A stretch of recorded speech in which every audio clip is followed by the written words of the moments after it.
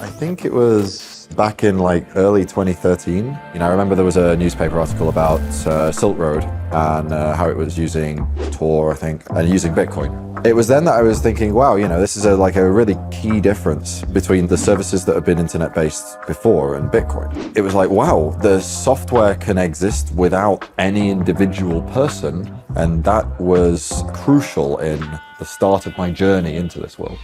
You know, I've been a sort of technologist at heart since very early age. As soon as someone showed me a computer, it was like, wow, this is amazing, this is what I want to do. Started coding when I was like 8 years old. Up until that point, I was building Lego, so it was like a pretty obvious transition.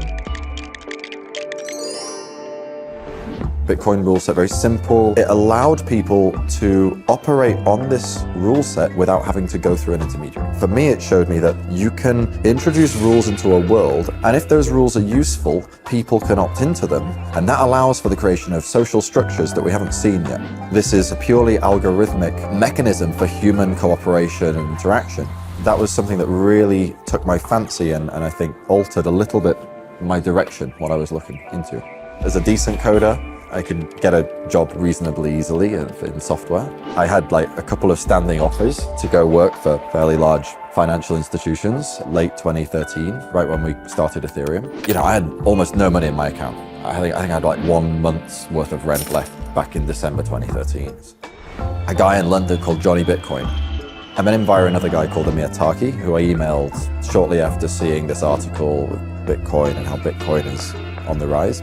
And around November time, we had a beer. I was living in London at the time. And he said, oh yeah, he has a mate called Vitalik, and Vitalik just sent early version of this white paper. It looked a lot different to what Ethereum looks like today, at least on the technical level. And then Johnny was like, oh, you know, you think you're such a good C++ coder, you just go code this thing. Vitalik's kind of looking for like a partner to code it. And so I was like, yeah, sure, fine, whatever, I'll do it.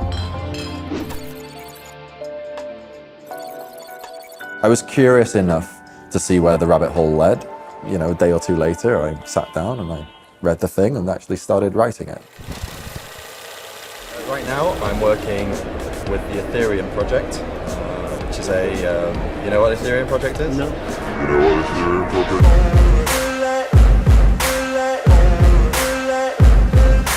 Ain't no motherfucker in this world could do it like me. Open up your eyes and insert a little rising. You don't have to love me, you don't have to like me. Got enough love in myself, in my psyche. You know what Ethereum project is? No.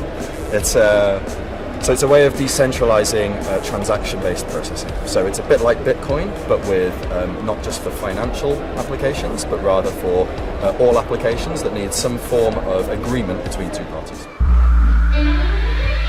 So in my mind, key driving factor is experimentation and curiosity. It's like, can this affect a change for the better, we hope, in society? Can we create better social structures, better power structures, better ways of people getting what they want overall? Technology that's really built for the current world, it's built for the internet world, it's built for the globalized world.